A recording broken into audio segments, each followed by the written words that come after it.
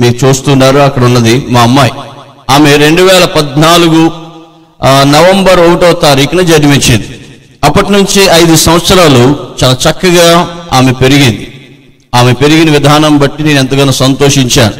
ఆమె పేరు పెట్టడానికి కూడా చాలా అన్వేషించాను, చాలా రకాలుగా అన్వేషించి ఏంటి ప్రభువా ఏమి పేరు పెట్టాలి అని అడిగాను. అడిగితే దేవుడు కూడా చక్కటి పేరునిచ్చాడు. ఆమె పేరు అయాల్సి అనబడిన నామకరణంతో దేవుడు చిన్ననాటి నుండి చక్కగా ఎదిగింపజేశాడు.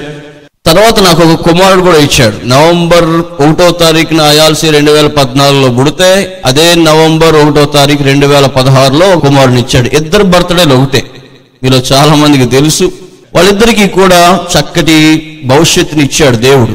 దేవాది దేవుడు ఇచ్చిన విధానాన్ని బట్టి నేను ఎంతగానో సంతోషించాను. ఆ విధంగా చక్కగా దేవుడి యొక్క కృపతో ఆ బిడ్డ స్కూల్కి వెళ్ళటం ఇవన్నీ జరిగింది. స్కూల్లో జాయిన్ చేసాం, చక్కటి ఆరోగ్యంగా చక్కటి బిడ్డగా జరిగింది. ఆ తరువాత జూలై 19వ తారీఖున సరిగ్గా ఆ రాత్రి కాలం ముందు ఆమెకు ఒకసారిగా నైట్ టు నైట్ ఫిట్స్ వచ్చాయి. ఎందు గురించి వచ్చాయో తెలియదు. ఆమెకి ఆ నైట్ ఫిట్స్ వచ్చాయి. సడన్ గా ఏంటంటే మార్నింగే నేను హాస్పిటల్కి తీసుకెళ్ళాను. సహజంగా పిల్లల్ని నేను ఎందులో విషయంలో అశ్రద్ధగా చూసుకోను, వాళ్ళు చాలా శ్రద్ధగా చూసుకుంటాను. ఆ 19వ తారీఖు జూలై నెల రాత్రి కాలం ముందు సరిగ్గా 2:30-3 ప్రాంతంలో ఫిట్స్ వస్తున్నాయి. అంతకుముందు పొద్దున్న నుంచి కాస్త జ్వరంగా ఉంటే వెంటనే నేను హాస్పిటల్కి తీసుకెళ్ళాను. అది కూడా ఆర్ఎంపీ కాదు, నెంబర్ 1 డాక్టర్ గారు తీసుకెళ్లారు. ఆ డాక్టర్ గారు కూడా చూసి ఇలా జ్వరం వస్తుందండి, వాంతులు అవుతున్నాయి, పరిస్థితి ఏంటని అంటే బానే ఉందని అంతా కూడా ఏం కాదు, వైరల్ ఫీవర్ వచ్చిందని అన్నారు. సరే అని చెప్పి ఆ రాత్రి అంతా వాంతులు అవుతున్నాయి. అవంతా చూస్తూ ఉంటే సరిగ్గా రాత్రి 2:30కి ఫిట్స్ వచ్చాయి. చాలా షాక్ తిన్నాను. నేను చాలా షాక్ తిన్నాను. నా జీవితంలో ఫస్ట్ షాక్ తిన్నాను. చాలా స్ట్రాంగ్ గా తగిలింది నాకు ఆ షాక్. ఏం జరిగిందో తెలియదు. వెంటనే వెంటనే పాలకొల్లో ఉన్న హాస్పిటల్ అన్ని చూశాను. అక్కడికి ఫోన్ చేస్తే ఎవరు డాక్టర్స్ అవైలబిలిటీ లేరు. వెంటనే ఆమెను తీసుకెళ్లి మనకు తెలిసిన డాక్టర్, అందరికీ తెలుసు, చైతన్య డాక్టర్ గారు, ఆయన దగ్గర తీసుకెళ్ళాను. ఒక ఫిట్స్ వస్తున్నాయి, ఏం ప్రాబ్లం కాదు, మార్నింగ్ కల్లా తగ్గిపోతాయని చెప్పి ఫిట్స్ మందులు ఇచ్చి ఆమెని చేశారు. మేము కూడా అనుకున్నాం జ్వరం గురించి ఆ ఫిట్స్ వచ్చిందేమో అని. సరే మార్నింగ్ చూస్తే మార్నింగ్ 3:30 ఆ ప్రాంతం వరకు ఆ ఫిట్స్ ఆగల, భయంకరంగా వస్తున్నాయి. ఆ ఫిట్స్ ప్రభావం బట్టి ఆ పిల్ల ఇంకా ఇబ్బంది పడుతుంది. వెంటనే ఏం చేయాలని నాకు తెలిసిన ఉమాశంకర్ గారు, ఆదిశంకర్ హాస్పిటల్లో ఉన్న పీడియాట్రిక్ ఉమాశంకర్ గారు, ఈ నెంబర్ 1 డాక్టర్ ఆయన నాకు చక్కటి గైడెన్స్ ఇచ్చాడు. ఏం చేయండి సార్ ఇలాగా వస్తున్నాయని అంటే రిపోర్ట్స్ పట్టరమన్నారు. ఫోన్ చేస్తే రిపోర్ట్స్ పట్టుకెళ్తే ఎమర్జెన్సీగా మీ పాపను తీసుకెళ్లి భీమవరం వెళ్ళిపోండి అని అన్నారు. ఏం జరిగిందంటే ఏం కాదు, మీరు అర్జెంటుగా వెళ్ళిపోండి, ఏమైనా ప్రాణాపాయమో చెప్పండి అంటే లేదు ఏం కాదు, మీరు తీసుకెళ్ళండి అని అన్నారు. వెంటనే నా కారులోనే వెంటనే అక్కడి నుంచి భీమవరం చాలా స్పీడ్గా తీసుకెళ్ళాను, అంబులెన్స్ లాగా తీసుకెళ్ళా. ఎందుకంటే ఆయన అట్లా అన్నాడు, ఆక్సిజన్ ఏం అక్కర్లేదు, బాగానే ఉంది, పాపకి వెంటనే తీసుకెళ్ళాను. తీసుకెళ్ళాం. తర్వాత భీమవరంలో తీసుకెళ్తే ఐసీయూలో పెట్టారు. ఐసీయూలో పెట్టిన తర్వాత ఆ ఐసీయూలో ఉంది పాప. చాలా భయంకరంగా, ఏంటి ఇట్లా అయింది, చిన్న హాస్పిటలే కదా, వెంటనే ఇంటికి వచ్చేద్దామని అనుకున్నాం. ఆ రోజు ఎందుకు నుంచి అట్లా జరిగిందని ఆలోచిస్తూ ఐసీయూలో భీమవరం హాస్పిటల్లో ఆ శనివారం నాడు ఉంటే శనివారం అంతా కూడా ఎంఆర్ఐ స్కానింగ్లు ఇవన్నీ తీస్తే సరే అని చూసే మొత్తం అంతా స్కానింగ్ చూసి రిపోర్ట్ వచ్చింది. కేకేశారు. నన్ను డాక్టర్ గారు పిలిచారు, వెళ్ళాను. ఇలాగ మీ పాపకి మెదడువాపు కింద వచ్చిందండి అని చెప్పారు. సరే అని నేను ఆలోచించాను. ఎందుకంటే మెదడువాపు అనేది ఎప్పుడైతే నాకు వచ్చిందని అన్నారో నాకు అప్పుడే ఒకసారి అర్థమైంది, ఇదైతే చాలా ప్రమాదకరమైందే సమస్య అని. అయితే ఏం పర్లేదని ఒక పక్కన నాకు డాక్టర్ గారు చెప్తూ ఉన్నాడు, ఏం కాదు, అదంతా కూడా ఆక్సిజన్ పెట్టి జాగ్రత్తగా యాంటీబయాటిక్స్ ఇస్తే తగ్గిపోద్ది, ఏం కాదు, పర్లేదు, ఏం భయపడకండి అని అన్నారు. అప్పటికే భీమవరం హాస్పిటల్ ఐసీయూలో తీసుకెళ్ళాం. ఐసీయూలో అక్కడే ఉంది. శనివారం మధ్యాహ్నం తీసుకెళ్ళాం. ఆదివారం అలాగే ఉంది. ఆదివారం అయిపోయింది. ఆదివారం నేను ఇక్కడికి ఆరాధనకు వచ్చేసాను. ఆదివారం అయిపోయి మళ్ళీ వెళ్తే ఆదివారం సాయంత్రం కూడా అట్లాగే ఉంది. మళ్ళీ సోమవారం కూడా చూస్తే సోమవారం కూడా అట్లాగే ఉంది. సోమవారం అంతా కూడా పిల్ల అప్పటి వరకు మాట్లాడుతుంది, అప్ప అంటే మాట్లాడుతూనే ఉంది. మాట్లాడుతూ సోమవారం ఉదయకాలమే చాలా వరకు వెనక్కి వెళ్ళిపోయింది. అంటే ఇంకా అన్కాన్షియస్లోకి వెళ్ళిపోయింది, కోమాలోకి వెళ్ళిపోయింది. ఏంటి పరిస్థితి, కోమాలోకి వెళ్ళిపోతుంది ఏంటి డాక్టర్ గారు అని అంటే, ఏం కాదండి, ఇట్లాగే ఉంటుంది, ఏం కంగారు పడకండి అని అన్నారు. ఆ తర్వాత అన్కాన్షియస్లోకి వెళ్ళిపోయింది. మాట లేదు, చూపు లేదు. అప్పటి వరకు మాట్లాడింది మాటలన్నీ ఆగిపోయాయి. ఇక కదలికలన్నీ కూడా ఆగిపోయాయి. కేవలం నొప్పి వస్తుంటే ఇలా అంటుంది తప్ప ఇంకేమీ లేదు. ఆ తర్వాత నేను చూస్తే మళ్ళీ ఫిట్స్ వస్తాం ప్రారంభమయ్యాయి. ఇక మళ్ళీ నేను డాక్టర్ గారు సంప్రదించాను, ఫోన్ చేశాను. సార్ ఏంటి మళ్ళీ ఫిట్స్ వస్తున్నాయని అంటే అని అన్నారు. మళ్ళా కానీ ఇంకొకసారి ఫిట్స్ ఇంకొక 24 hours లోపు వస్తే మనం భయపడాలి అని అంటే మళ్ళీ చూసాం, మందులు వాడితే మళ్ళా వస్తున్నాయి ఫిట్స్. అయితే వెంటనే అన్నారు, సరే సార్ మీరు ఎమర్జెన్సీకి ఇక్కడి నుంచి విజయవాడ పాపను తీసుకుపోండి అని అంటే సరిగ్గా జూలై 21వ తారీఖున ఆ రాత్రి కాలం అంతా కూడా ఉన్నాం. 22వ తారీఖు ఉదయకాలం తెల్లవారుజామున 4 గంటలకు వెంటనే అంబులెన్స్ని పురమాయించి ఇక్కడి నుంచి విజయవాడ పాపను తీసుకుపోయినా. అక్కడ చాలా ఇబ్బంది అయింది, ఎందుకంటే ఎట్లా ఉంటుందో పరిస్థితి తెలియదు. అంబులెన్స్ ఫస్ట్ టైం నేను అక్కడ మా పాపను ఎక్కించడం. సహజంగా అంబులెన్స్లో ఏమైనా వెళ్తే నేను చాలా ప్రార్థన చేస్తాను, ప్రభువా ఏంటి ప్రభా ఇందులో ఉన్న ఆత్మను నువ్వు దయచేసి ఏమాత్రం ఇబ్బంది పెట్టకు, దయచేసి కార్చి కాపాడు అని. ఆ రీతిగా ఆ రాత్రి కాలం అంతా కూడా వెయిట్ చేసి ఉదయకాలమే ఈ అంబులెన్స్లో తీసుకువెళ్ళిపోయాం. ఆ బ్లాసమ్స్ అనబడిన హాస్పిటల్కి తీసుకెళ్ళాం. విజయవాడలో అది బ్లాసమ్స్ హాస్పిటల్ అని ఒకటి ఉంది. యాక్చువల్గా రెయిన్బోలో తీసుకువెళ్ళాలి. రెయిన్బోలో చేయబడ్డ ఆ డాక్టర్ గారు అంటే బ్రెయిన్కి సంబంధించి వైద్యం చేసే ఆమె బ్లాసమ్స్లో ఉందని మనకు పాలకొల్లో ఉన్న ఉమాశంకర్ గారు, ఆయన నాకు చాలా చక్కగా స్నేహితుడై ఆయన నన్ను ఎంతగానో చక్కగా నడిపించిన వాడుగా ఉన్నాడు. ఆయన నేను ఎంతగానో కృతజ్ఞత తెలియజేస్తున్నాను. ఆయన చక్కగా అక్కడున్న పరిస్థితిని బట్టి అక్కడ బ్లాసమ్స్లో ఆమె ఉంటుంది. ముఖ్యంగా న్యూరాలజిస్ట్, చైల్డ్ న్యూరాలజిస్ట్ అంటే మెదడులో పిల్లలకు సంబంధించిన కార్యాలు చేసేవాడిని ఆమె బాగా చూస్తుంది. ఇంచుమించు 12 years ఎక్స్పీరియన్స్ ఉంది. ఆమె ఇదివరకు రెయిన్బోలో చేసేది, ఇప్పుడు బ్లాసమ్స్లో ఆమె వైద్యం చేస్తుంది. మీరు అక్కడికే వెళ్ళిపోండి అని అంటే పాపను తీసుకువెళ్ళిపోయాం. బ్లాసమ్స్లో జాయిన్ చేశాం. బ్లాసమ్స్లో జాయిన్ చేసిన తర్వాత చాలా వరకు అక్కడికి వెళ్ళిన తర్వాత మాకు ఒక ధైర్యం వచ్చింది. మంచి హాస్పిటల్కి తీసుకెళ్ళాం. ఇప్పుడు వరకు జరిగింది ఏదో జరిగింది, ఇంకా పాప వెనక్కి తీసుకొచ్చేద్దాం, ఇంకేం పర్లేదులే, నెంబర్ 1 హాస్పిటల్ అని అందరూ అంటున్నారు, ఏం ప్రాబ్లం లేదు, ఎంతైనా పర్లేదు అనేటట్టుగా ఆ జూలై 22వ తారీఖున ఉదయం తీసుకెళ్ళి జాయిన్ చేశాం. జూలై 22వ తారీఖుని తీసుకెళ్ళి జాయిన్ చేస్తే అక్కడ వాళ్ళు 2 days అడిగారు, మేము 2 రోజులు మాకు అవకాశం ఇవ్వండి. ఈ 2 రోజుల అవకాశంలో ఈ 2 రోజులు అంటే 23, 24వ తారీఖు వరకు మాకు రిపోర్ట్స్ రావాలి. మేము పాపనికి MRI స్కానింగ్లు ఇవన్నీ పంపించి మేము అసలు సమస్య ఏంటని పూర్తిగా తెలుసుకున్నా మాకు 2 రోజులు ఇవ్వండి అంటే వారు 2 రోజులు అవకాశం తీసుకున్నారు. తీసుకున్న తర్వాత ఆ MRI స్కానింగ్లు ఇవన్నీ చూసి వాళ్ళు కూడా ఏమని చెప్పారంటే మెదడు వాపేనండి. అంటే ఇది మెదడు వాపు అని మన తెలుగు భాషలోనే ఉంటుంది, కానీ ఇంగ్లీష్లో దీన్ని చాలా రకాలుగా మనం మాట్లాడతాం. ఐఆల్సీకి వచ్చింది మెనింజియో ఎన్సెఫలైటిస్ అనబడిన సమస్య. అంటే మన బ్రెయిన్లో పై పొర లోపల దానికి ఈ వైరస్ అనేది లోపలికి వెళ్ళిపోయింది, బ్రెయిన్లోంచి లోపలికి వెళ్ళిపోయింది. అది సమస్య. ఇంతకీ అది మనకు ఎట్లాగైతే రొంప వచ్చి అధికమై దాని అంతటా తగ్గుద్దో అట్లాగా ఈ బ్రెయిన్లో నుంచి వెనక స్పైనల్ కార్డ్ ఉంటుంది, ఆ స్పైనల్ కార్డ్లో నుంచి బ్రెయిన్లోకి వెళ్ళిపోయింది. వాళ్ళు వెనకాల ఈ నీరు తీశారు, అన్నీ చూశారు. చూస్తే తీరా చూసి అలా అన్నారు, అయ్యా నన్ను పిలిచారు, ఇవన్నీ రిపోర్ట్స్ వచ్చాయి. వాళ్ళు నన్ను పిలిచి అన్నారు, అయ్యా మీరు ఈ మాట వినండి అని చెప్పారు. ఏంటంటే మీ పాపకు వచ్చిన వైరస్కి ఎక్కడా మందు లేదు, ఎక్కడా మందు లేదు. ఇదే కాదు, కేవలం ఒక డెంగ్యూకి కొన్ని యొక్క వైరస్లకి మనకి మందు ఉంది తప్ప ఈ ప్రపంచంలో చాలా వైరస్లకి మందు లేదు. మీ పాపకి బ్రెయిన్లో వెళ్ళిపోయిన యొక్క వైరస్ చాలా వరకు దానికి మందు లేదు అని అన్నారు. మరి ఏం చేయాలంటే వెయిట్ చేయాలంతే అని అన్నారు. ఏం వెయిట్ చేయాలి అని అడిగా. వెయిట్ చేయడం అని అంటే ఇంకా ఆ యొక్క వైరస్ పెరిగి తగ్గేంత వరకు వెయిట్ చేయాలి. నిజంగా తగ్గుద్దా? అవునండి తగ్గుద్ది. ఎందుకంటే మీరు రొంప ఎలాగైతే పెరిగి దాని వైరస్ ఎలాగ దాని ప్రభావం తగ్గుద్దో అట్లా తగ్గుద్ది అని అన్నారు. సరే ఇంక మందు లేదని చెప్పి నాకు తెలిసిన అమెరికా కూడా తెలిసిన నా యొక్క బంధువులు ఉన్నారు, వాళ్ళకు కూడా నేను ఫోన్ చేశాను, బంధువులకి నాకు తెలిసిన స్నేహితులకి. ఎందుకంటే ఎక్కడైనా అది మందు ఉంటే సరిపోతుందని అమెరికాకు వివిధమైన ప్రాంతాలకు వివిధమైన నాకు తెలిసిన డాక్టర్స్ వివిధమైన ప్రాంతాలకు చేశాను. వాళ్ళు అన్నారు ఇది సేమ్ వైరస్, ఈ వైరస్కి మందు లేదు, చూడటమే, అంటే దాని అంతటా అది పెరిగి దాని అంతటా తగ్గేంత వరకు చూడటమేనని. మరి పాప అప్పటి వరకు ఏమవుద్ది అంటే ఏమో చెప్పలేం.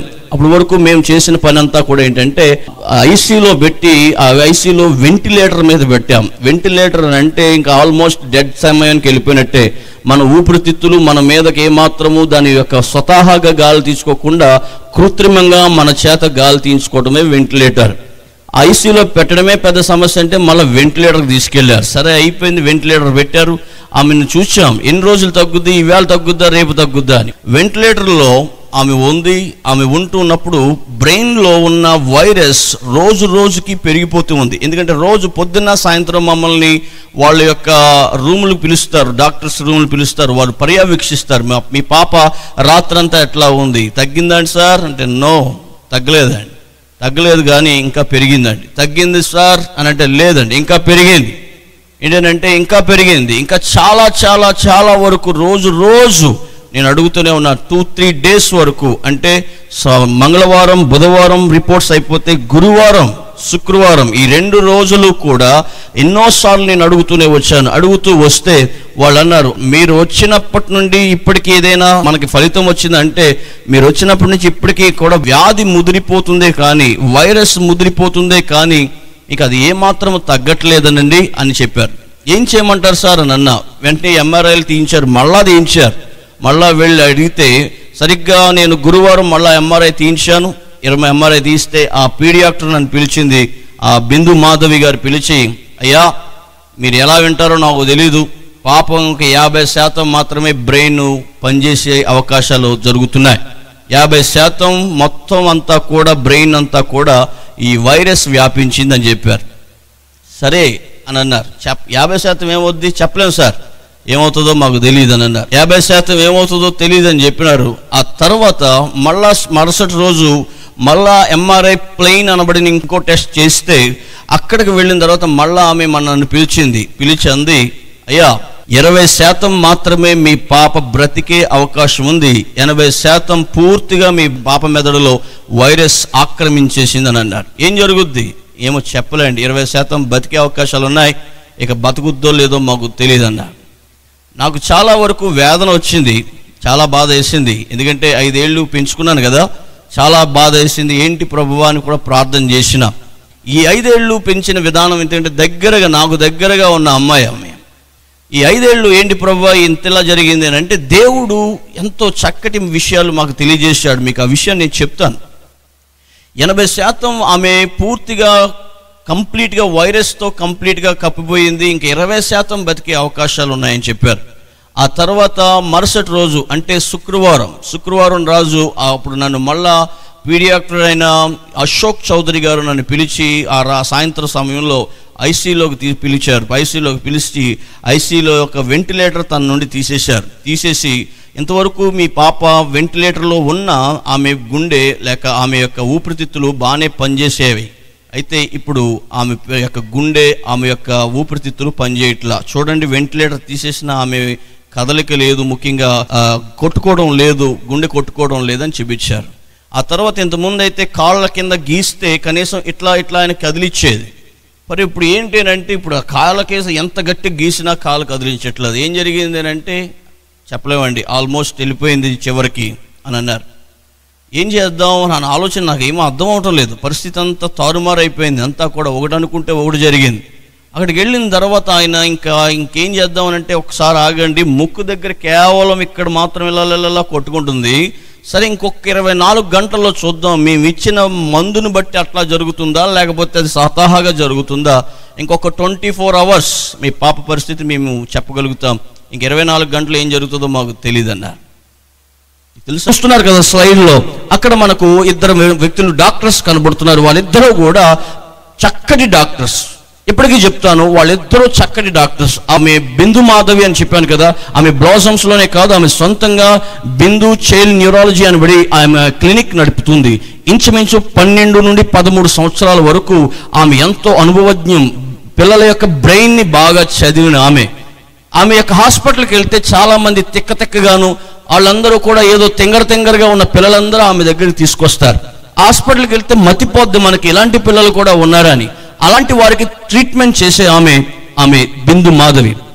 ఈ పక్కనున్న ఆయన పేరు మీకు చెప్పాను, ఆయన పేరు అశోక్ చౌదరి గారని. ఆయన కూడా పీడియాట్రిక్లో నెంబర్ 1. అందులోకి ఐసీయూలో ఏదైనా కండిషన్ కలిగిన, భయంకరమైన సీరియస్ కలిగిన ఏదైనా కేసు వచ్చిందంటే ఆయన డీల్ చేసినట్టు అక్కడ ఉన్న వాళ్ళు ఎవరు డీల్ చేయరు. ఎంతైనా సరే కళ్ళకు నిద్ర మానుకుని, కడుపుకి తిండి మానుకుని పిల్లోడి దగ్గర అలాగే కూర్చుంటాడు ఆయన. ఆ పిల్లలకు తగ్గాలి. ఎందుకంటే ఈయన బాగా పరిచయం నాకు, ఈయన యొక్క మనస్సు నాకు బాగా తెలుసు. పిల్లలకు తగ్గాలని ఆయన కూలంకషంగా ఆయన సిద్ధపడి వచ్చాడు. చాలా ఆస్తి ఉంది, మంచి భవిష్యత్తు ఉంది. అయినా వాళ్ళ డాడీకి చెప్పి నేను పిల్లల యొక్క వైద్యం చేస్తానని నేర్చుకుని వచ్చాడు. నిజంగా ఆయన వైద్యానికి ఆయన నమ్మకంగా పనిచేస్తున్నాడు, ఆమె వైద్యానికి ఆమె నమ్మకంగా పనిచేస్తుంది. అలాంటి వారిద్దరి చేతిలో మా అమ్మాయి వెళ్ళింది. చాలా సంతోషం అంటే ఇంత కాదు, సరిగ్గా దేవుడు మంచి వ్యక్తుల దగ్గర తీసుకెళ్ళాడని మనుషులను బట్టి నేను సంతోషపడాలి. ఆ తర్వాత మనకు జూలై 24వ తారీఖున వాళ్ళు నన్ను పిలిచి చెప్పిందంటే మీ అమ్మాయి 50% బ్రతికే అవకాశం ఉందన్నారు. మిగతా 50 మీరు చేయలేరా? ఏమని? మా వల్ల ఏం కాదు, మేము చూడటమే. ఆ తర్వాత మళ్ళీ జూలై 25వ తారీఖున మళ్ళీ నన్ను పిలిచారు ఎంఆర్ఐని చూపించి. ఆమె కేవలం 20% మాత్రమే బ్రతికే అవకాశం ఉందని చెప్పారు. మిగతా 80% మీరేం కాపాడలేరా? నో, మీరు అనుభవం ఉన్నది, అయినా పనిచేయదండి మాది. ఎంతగా నేను ఆశించానో కార్యం చేస్తారని, కానీ వాళ్ళు చెప్పింది ఏంటంటే 20% మాత్రమే మీ అమ్మాయి బతికే అవకాశం. వాళ్ళు తేల్చి చెప్పేశారు, ఇక మేమేం చేయలేం అని. ఇందాక చూపించాను ఆ యొక్క అశోక్ చౌదరి గారని. ఆయన అయాల్సి అంటే చాలా ప్రేమ చూపించాడు. ఎందుకో తెలియదు, ఆ ప్రేమ ఆయనకు పుట్టింది. ఆయన చాలాసార్లు నాకు దగ్గరకు పిలిచి ఇంట్లో వ్యక్తిగా, రాజశేఖర్ గారు మీరేం భయపడకండి, ఇక్కడ ఉన్నంత వరకు వైద్యం ఎంతైనా నేను చేయడానికి సిద్ధమే, మీరేం అధైర్యపడకండి అని ఎన్నో విషయాలు చెప్పాడు. ఆయన నాకు ఎప్పుడు దుర్వార్త చెప్పలా. అంటే ఏం పర్లేదని చెప్పుకొచ్చాడేమో కానీ ఇదిగో మీ పాపని నేను చేయలేమని చెప్పి ఏ మాట చెప్పలేదు. ఆల్మోస్ట్ చివరికి వెళ్ళిపోయినప్పుడు స్టేజ్లో కూడా ఆయన అన్నాడు, నా శాయశక్తిలో నేను ప్రయత్నం చేస్తానని. ఆ అవతల ఆమె అయితే, ఆ బిందు మాధవి గారు అయితే ఖచ్చితంగా చెప్పేసింది, మీ అమ్మాయి నేనేం చేయలేను, 20% మాత్రమే బతికే అవకాశాలు ఉన్నాయి, చచ్చిపోతే మాకే సంబంధం లేదా. ఈయనైతే అన్నిసార్లు నేను చూద్దాం అన్న ఆయన నన్ను ఐసీలోకి పిలిచి ఈ యొక్క అయాల్సి యొక్క వెంటిలేటర్ తీసి ఆ గుండె శబ్దం కొట్టుకుంటుందా లేదా చూపించి దాని విధానం చూసి ఇక కేవలం అయాల్సి మన చేతుల్లో లేదు, ఈ విషయం చెప్పడానికి నాకు చాలా బాధ వేస్తుందని చెప్పి ఎంతో బాధపడ్డాడు ఆయన. నాకు కూడా చాలా బాధ వచ్చింది. ఇంకెందుకు 24 గంటలు చూద్దాం సార్, ఇంక 24 గంటలు మాత్రమే మీ అమ్మాయి బతికే అవకాశం ఉందన్నారు. ఆ శుక్రవారం రాత్రి నా పాపని దగ్గరికి వెళ్ళా, మోకరించా. నేను నా భార్య అక్కడికే కూర్చుని మోకరించి ప్రార్థన చేశాను. నాకు తెలిసిన దేవుని బిడ్డలకి ఫోన్ చేసి ఇట్లా నా బిడ్డకి 24 గంటలే అని చెప్పారు, దయచేసి మా గురించి ప్రార్థన చేయండి అని. మాకైతే ప్రార్థనలో వేదన వచ్చింది. ప్రభువా 5 సంవత్సరాలు చాలా కష్టపడి పెంచుకున్నాను ప్రభువా, ఏంటి నాయన నా పరిస్థితి అర్థం అవట్లేదు, నా కుమార్తెను నువ్వు తీసేసుకోవాలనుకుంటున్నావా? తీసుకోవద్దని నేను చెప్పడానికి అధికారం నాకు లేదు, తీసుకోవద్దు నాయన అని చెప్పే అధికారం నాకు లేదు. ఎందుకంటే నేను ఇవ్వు నాయన అని అడగలేదు కాబట్టి, నాకు పలానా కుమార్తెని ఇవ్వు అని అడగలేదు, ఇచ్చింది నువ్వే, తీసుకోవాలని అనుకుంటుంది నువ్వే. ప్రభువా నేను ఒక్కటి చెప్తున్నాను నీ దగ్గర అని మోకరించి ఒక మాట అన్నా, నీ చిత్తమైతే నా కుమార్తెను తీసేసుకో, నీ చిత్తమైతే నా కుమార్తెను ఉంచు. ఈ రెండే చెప్పా. నీ చిత్తమే జరగాలి తప్ప డాక్టర్లు కానీ నేను కానీ ఏ మనిషి యొక్క కార్యం జరగకూడదని మనిషి సహాయాన్ని ఆశించకుండా నేను ఆ ప్రార్థన చేశాను. ఐసీయూ దగ్గర నా పాపను అలా పెట్టినప్పుడు ఆ బెడ్ పక్కన ఈ బెడ్ అవతల నేను నా భార్య కలిసి మోకాళ్ళుని ప్రార్థన చేసింది ఇదే, ప్రభువా నీ చిత్తమైతే అయాల్సిని ఉంచు, అయాల్సిని తీసుకో, నీ చిత్తమే జరగాలి. సహజంగా ఇంత సింపుల్గా చెప్పేసాను అనుకుంటున్నారు కదా, చాలా కష్టపడ్డాను అండి. నా మనసుకు చాలా వేదన వచ్చింది. నా గుండెల్లో చాలా సంవత్సరాల క్రితం ఏంటంటే ఇప్పుడు కాదు ఎప్పుడు కాదు ఎన్నడూ కూడా అనుభవించని భయంకరమైన వేదన అనుభవించాను. ఆ వేదన ఇప్పటికీ నాకు గుర్తే. ఎంత వేదన అనుభవించానంటే ఆ శుక్రవారం రాత్రి ఎంత బాధపడ్డానంటే, ప్రభువా నా కుమార్తెను నువ్వు తీసేసుకో సరే, కానీ చాలా అందంగా పెంచుకున్నాను ప్రభువా, సరే నీ ఇష్టమే జరగాలని నాకు ఒక వ్యక్తిగతంగా నా యొక్క మనిషి రీతిగా నేను చాలా బాధపడ్డాను ప్రభువా అని బతిమలాడుతూ, ఏమమ్మా నేను అడగటలా ఉంచమని అడగటం, నీ చిత్తమే జరగాలి. కానీ ఒక తండ్రిగా నా గుండె నలిగిపోతుంది. ఒక తండ్రిగా నేను ఎంతో వేదన చెందుతున్నాను, బాధపడుతున్నాను. ఏదో సింపుల్గా నీ చిత్తం తీసేసుకో, నీ చిత్తం తీసుకుని నేను కసాయి తండ్రిని కాదు, నాకు మనసు ఉంది, నాకు ప్రేమ ఉంది, నాకు అందరికంటే పాప అంటే చాలా ఇష్టం కాబట్టి చాలా బాధపడి ప్రభువా అని చెప్పి ప్రార్థన చేశాను. ఇష్టమే, కానీ కొంచెం కష్టం అవుతుంది ప్రభువా, నా గుండె తట్టుకోలేకపోతుందని బాధపడ్డా, ఏడ్చా, ఆ మూలకెళ్ళి ఏడ్చా, చాలా బాధపడ్డాను మా అమ్మాయిని చూసిన పరిస్థితిని బట్టి. ఆ శుక్రవారం రాత్రంతా ఏడుస్తూనే పడుకున్నా. ఆ శుక్రవారం రాత్రి అయిపోయింది, ఉదయమే లేచాను, నా కాలకృత్యాలు తీసుకున్నాను. 27వ తారీఖున జరిగిన కార్యం. ఉదయకాలం నన్ను పిలిచి ఆయన వెంటిలేటర్ తీసి చూపిస్తే గుండె కొట్టుకుంటుంది. మళ్ళా ఒక చక్కటి ఏదో ఉంది, ఒక పుల్ల లాంటిది, అది తీసుకెళ్ళి కాళ్ళు అరికాలు పెట్టి గీస్తే రాత్రి కదలని కాళ్ళు ఇప్పుడు ఎలా కదులుతుంది అన్నాడు. ఆయన నా చేయబట్టుకుని మీ అమ్మాయి మళ్ళా బతికిందండి అని దేవునికి చెప్పలు కూడా స్తోత్రాలు చెల్లించాడు. సరే అయిపోయింది, నా పాప పరిస్థితి నీ చిత్తమే ప్రభువా, మళ్ళీ ఏ వార్త వస్తుందో నీ ఇష్టమే అని చెప్పి అప్పగించుకుని అలా లేచాను. లేచి రెడీ అయిన తర్వాత డాక్టర్ గారు కబురు పంపారు. మళ్ళా ఇంకెందుకు ప్రభువా, నేను తీసుకెళ్ళినా నీ ఇష్టమే జరగాలని ఆశిస్తున్నాను కదా. సరే ఏం జరిగినా డాక్టర్ గారు నన్ను పిలిచారు, నేను వెళ్తున్నానని చెప్పి ప్రార్థన చేసుకుని లిఫ్ట్లోంచి పైకి వెళ్ళాను. వెళ్ళిన తర్వాత ఆయన పిలిచాడు. రాత్రి ఏం జరిగిందో గుర్తుందా సార్ అన్నాడు. అవునండి, పాప వెంటిలేటర్ తీసి చూసాం, ఆ వెంటిలేటర్ ముక్కు కొంత చూడండి, అదే బ్లూ కలర్లో ఉంది, అదే వెంటిలేటర్. అది తీసినప్పుడు గుండె కొట్టుకోవడం లేదని చూసామండి, గీసాం, కాళ్ళు కూడా కదలట్లేదని చూసామండి అని అన్నాడు. సరే ఉదయకాలమే నేను వచ్చిన తర్వాత మళ్ళీ ఆయన వెంటిలేటర్ తీసి చూపించాడు. వెంటిలేటర్ తీసి చూపిస్తే ఆగిపోయిన గుండె కొట్టుకుంటుంది. చెప్పలు కూడా దేవుని స్తోత్రాలు చెల్లించాడు. ఇది ఎక్సలెంట్గా జరిగిన కార్యం. ఇది ఖచ్చితంగా సరిగ్గా జూలై 27వ తారీఖున జరిగిన కార్యం. ఉదయకాలం నన్ను పిలిచి ఆయన వెంటిలేటర్ తీసి చూపిస్తే గుండె కొట్టుకుంటుంది. మళ్ళా ఒక చక్కటి ఏదో ఉంది, ఒక పుల్ల లాంటిది, అది తీసుకెళ్ళి కాళ్ళు అరికాలు పెట్టి గీస్తే రాత్రి కదలని కాళ్ళు ఇప్పుడు ఎలా కదులుతుంది అన్నాడు. ఆయన నా చేయబట్టుకుని మీ అమ్మాయి మళ్ళా బతికిందండి అని దేవునికి చెప్పలు కూడా స్తోత్రాలు చెల్లించాడు. 50% లేదన్నారు, 80% లేదన్నారు, 24 గంటలే అన్నారు. ఉదయకాలం లేచి చూస్తే నా పాప నాకు మళ్ళా దక్కింది. చెప్పలు కూడా దేవుని స్తోత్రాలు చెల్లించాను బిగ్గరగా. ఎందుకని అంటున్నానంటే ఇది మనుషుల సహాయము కాదు, దేవుడు నాకు తోడై ఉన్నాడు అని చెప్పడానికి, దేవుడు నాకు తోడై ఉన్నాడు అని చెప్పడానికి నేను చెప్పగలిగే గొప్ప అంశం ఏంటంటే